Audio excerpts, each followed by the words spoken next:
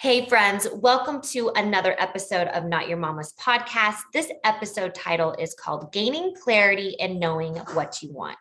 In this episode, we are speaking with Jacqueline Hawk, who is a corporate veteran turned communications and confidence coach, who is going to talk us through clarity and knowing what we want.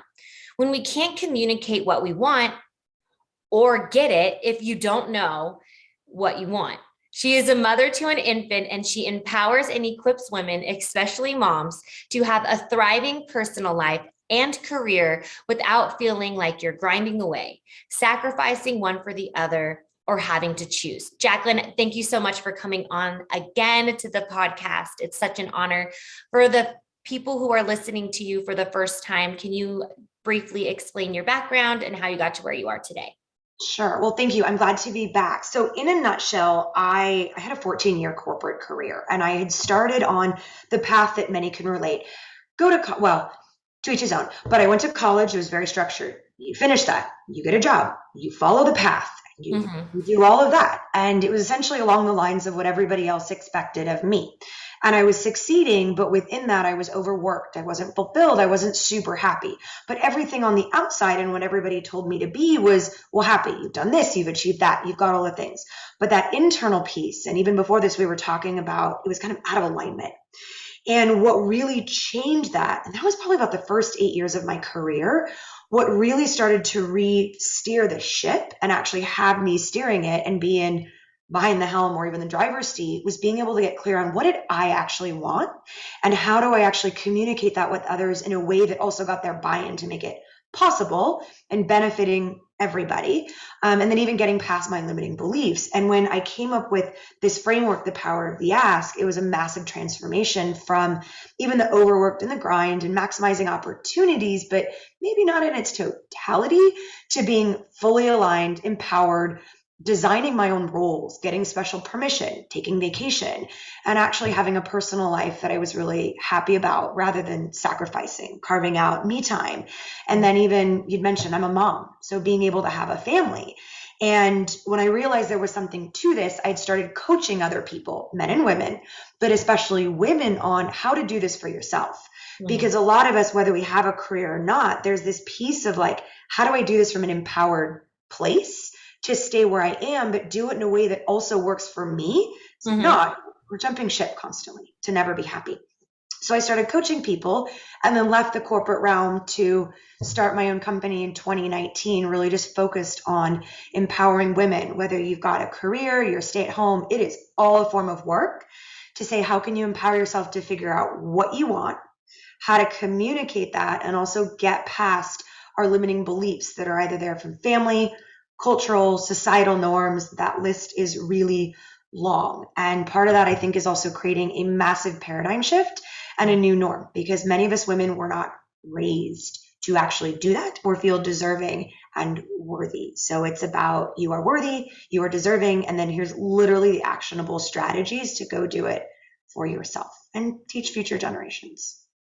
No, I love it. I think it's such an important topic because clarity and knowing what you want is going to pave the way for everything. Exactly. So since everyone is reevaluating what matters to them and how to adjust their life to the factors in their values, how can you help women, gain clarity when reevaluating their life?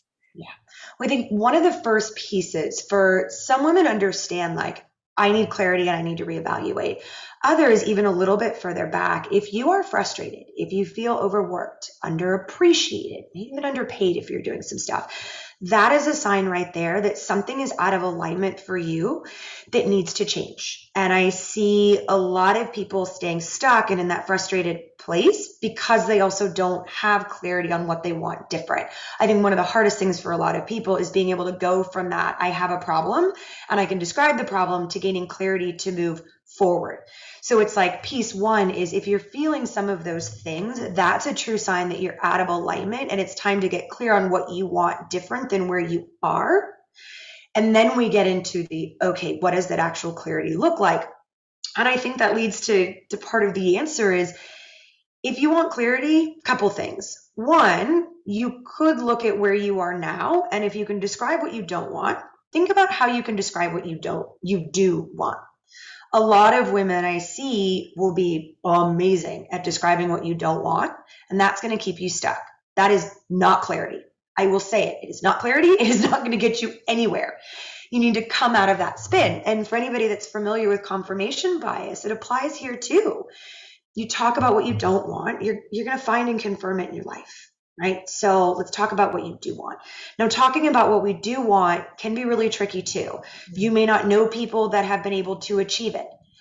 That's okay. That doesn't mean you can't.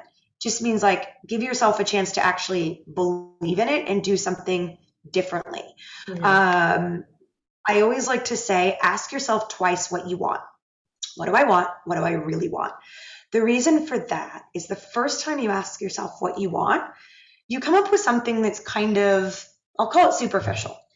What I mean by that respectfully, and I'll give you an example from a professional client I had recently. She was talking about wanting freedom, more freedom. And when I was like, okay, well, if you ask yourself, and I'll ask you again, what do you really want? We then got to the nuts and bolts of it, that it was around freedom of time, not financial freedom. But she had found her way on a trajectory to financial freedom, but not time. Right? There may be a piece of, even for moms, I want more support. Okay, that can look like a lot of different things. So what do you really want? Okay, I want an hour to myself a day. That may be super ambitious. Who knows? But being able to get a little bit more specific after the first, what do you want, helps you get a little bit deeper to a place of being able to articulate something that's a bit more tangible versus conceptual. So you've got to realize I'm in this place of frustration.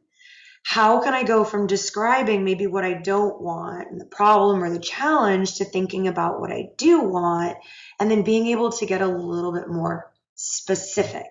Because also support can mean two different things between even you, Christine, and me. Yeah, totally. So, to be in alignment with other people as well as ourselves, we've got to get specific. So yeah. And even what I've been mentioning can be hard for some, but this is a really good starting point. In the playbook that I have in the Power of the Ask Academy, I've got a number of questions that help women tap into themselves to get clear on this. But always for these purposes, I like to start at that very high level, because this is new for a lot of people. So get good at that, and then you can go a little bit further. Can you give a couple examples of questions that someone should be asking themselves to gain the clarity? So the two that I just mentioned are a great start. Yeah. What do I want? Right? What do I want? Or even if what do I not want? And how do I determine what I want? So two starting points. For the people that it's easier to describe what they don't want, use that as a starting point to get into what you do want. Or you can start with what do I want? And then also the what do I really want? And then what does it actually look like in my life when it's different? Yeah. Or would you want to think, how could this change my life for the better? Try to envision how this would make me feel good and why I would want this, because this would give me more freedom with time. It would give me more self-care, whatever it is for you. Absolutely. That gets to the why and those core motivations that remind us why we want to do something and push through in the challenging moments when we do want to communicate it. Because when we have that intrinsic why or desire, or knowing that what we're going to get makes us feel good, helps. And I was talking with somebody the other day that all these things that we want, they're really doing is giving us a feeling. Yeah. I want support. It's going to make me feel good. Something's going to make me happy. So remembering and tapping into how is this going to make me feel when I have it helps us, give us that extra, even in me, I'm it's a feeling, it's an energy to get us to that next piece. But also recognizing once you have that, you get the feeling you want, will probably be something else you want. So it's always just a starting point. Yeah. So, but what happens when we don't have clarity?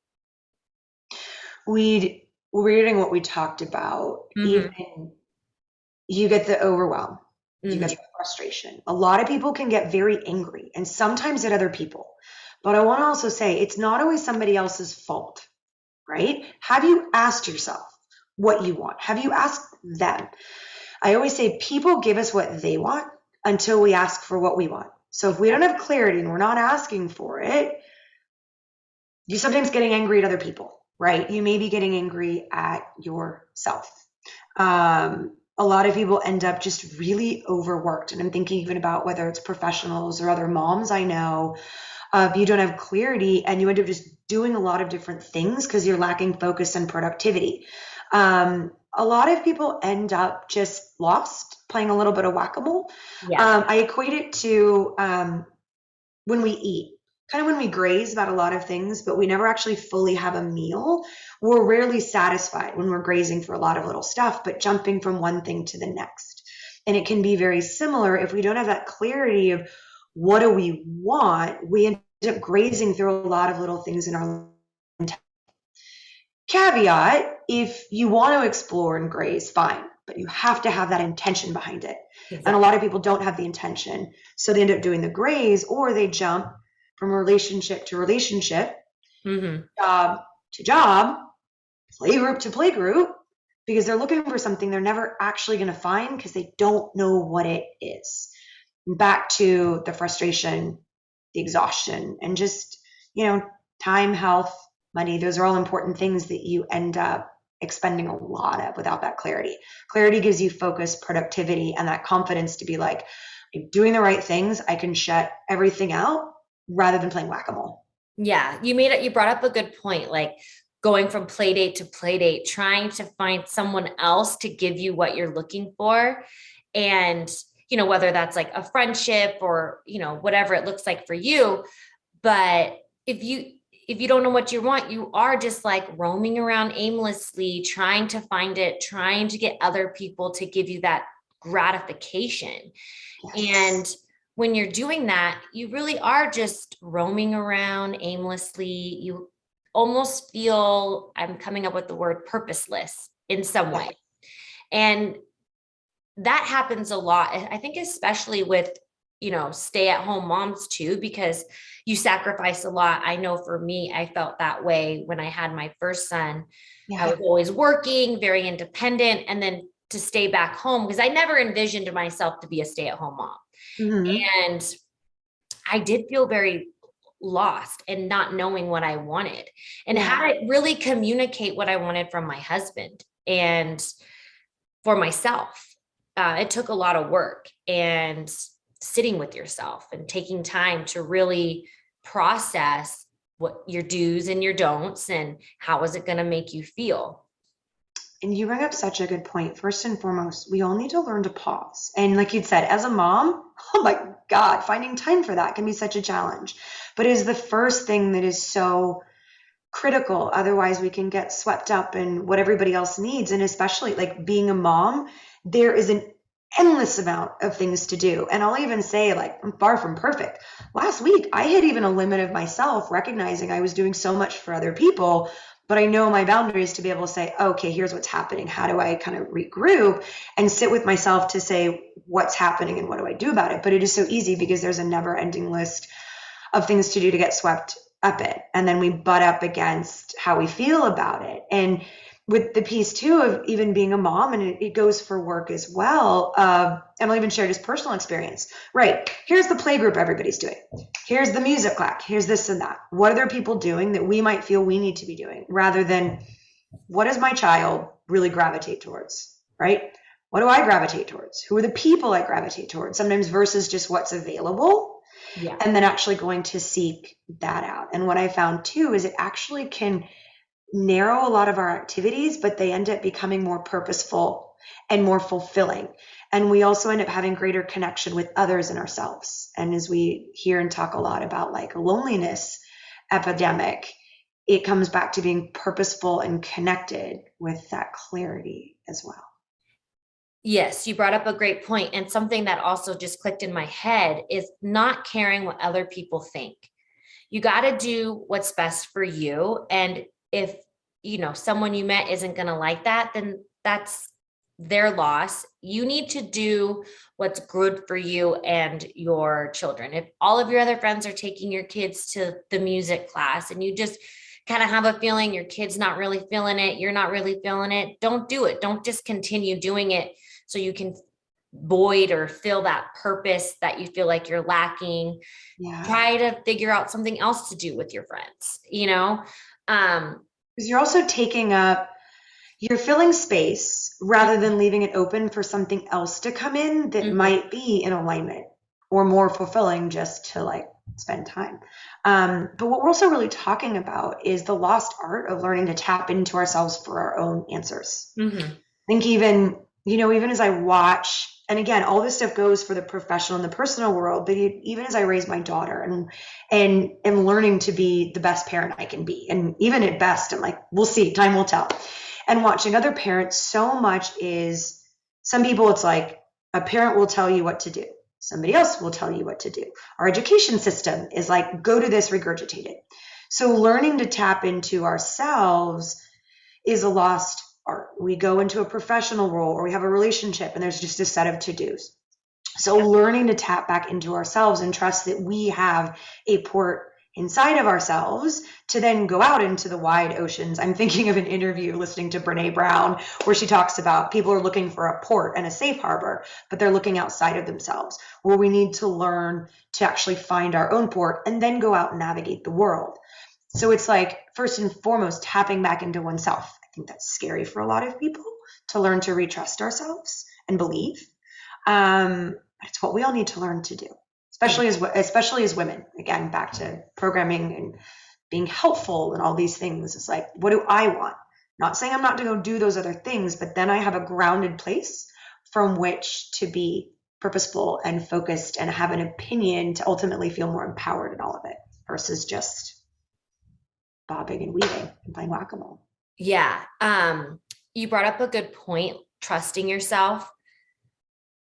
I feel we've gone so far from that as a cultured Western society. Yeah. And I struggle with that to this day of really trusting myself and second guessing. What are some things that women can do to really believe that what their intuition is saying is the correct way? I mean, I struggle with it all the time. What are some tips? This is going to sound really simple. And I think that's the part of it because we live in a society that's overvalued complexity. So being able to get simple of listen, ask your gut and then just practice listening to it. So whatever the answer is that comes to you the first time, practice listening. One, listen, find out what it says, and then what do you want to do about it? And start there. Like some people, like the listeners might be like, that's it. And I'm like, I think that's really it. Because when you start to listen, it's the coolest thing. It's the craziest because you're like, did my instinct tell me that fast? Okay. When we start to listen, I think we're all going to realize the answers come to us a lot faster than we ever realize. But because we're layered with patterns of second guessing, we shut down that instinct so fast.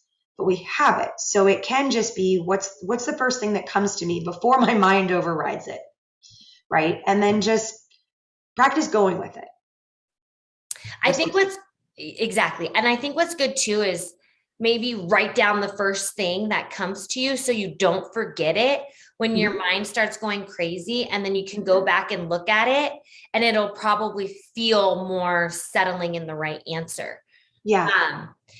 Just make sure you write it down because then you could totally forget it because especially women, we're overthinkers. We could be having a conversation now and then we're thinking about when are we going to cook dinner? Like, is my kid still asleep? Yeah. Yada, yada, yada. We have so much going on in our head. So I think it's important to write it down and solidify that answer before you go off on a tangent in your mind on why that might be the wrong answer in other ways. Which is so helpful. And I think it's also, if the mind goes off into a tangent about why it might not be the right way, what about asking yourself, why could this be the right way? Right? Let's balance some of that out too, before maybe we second guess ourselves with coming up with the reasons this might work. Like, why could this work? How could this work? How great will it feel when it works? But you bring up a good point of writing it down. It also gets a lot of things out of our head because at the end of the day, we are literally all energy. So the more that's going on in our head, the more it's like a shakeup. So when we can write things down, it can be able to get it out and also feel better rather than having to think we have to keep track of it all in our head. Yeah. It So can get yeah, overwhelming in there in our so mind. overwhelming. I know. Yeah. So I like my mind even goes on the fritz thinking about it and all my own examples too. Writing things down is very, very powerful. And for those that also, depending on even your manifestation practices, some people find speaking things help with that energy movement and memory. Some help with writing things down to not only help ourselves remember to feel empowered, but also putting it back out in the universe. Which is another interesting thing. And as I wrote, so I've got a Wisdom Wednesday email that goes out. And the one for, it's actually next week, was about this piece of like, so many of us are into manifesting, right? But there's a piece where, one, we got to get clear on what we want, right? But a lot of people are just saying, well, let me think about it. Let me write it down. That's only a piece of the puzzle. We also need to do our part in the 3D world. Yeah, to take action towards it.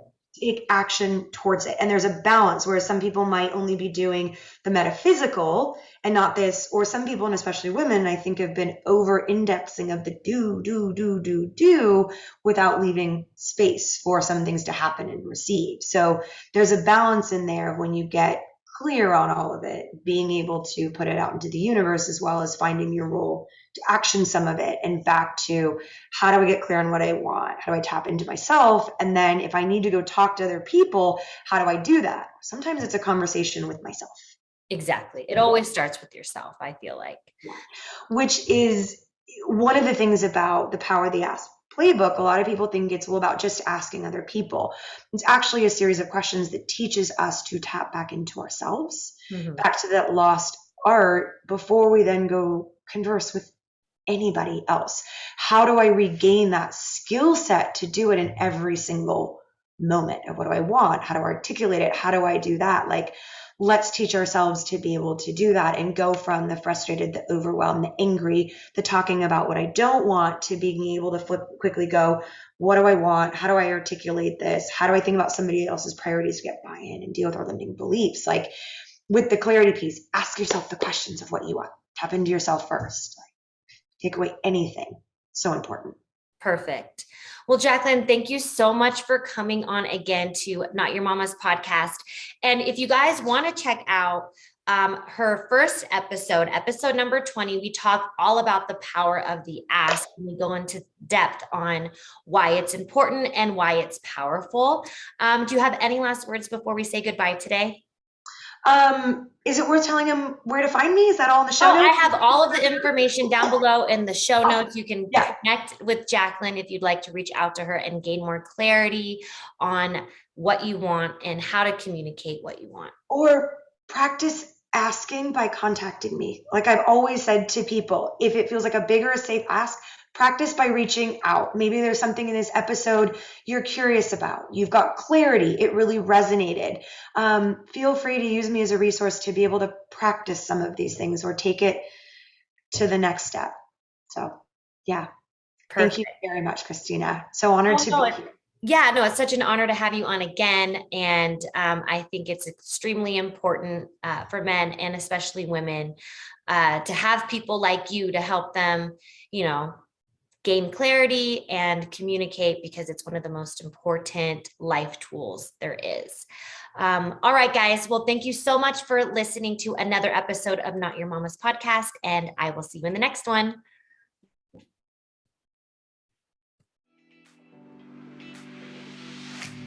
Thank you for listening to this week's episode of Not Your Mama's podcast.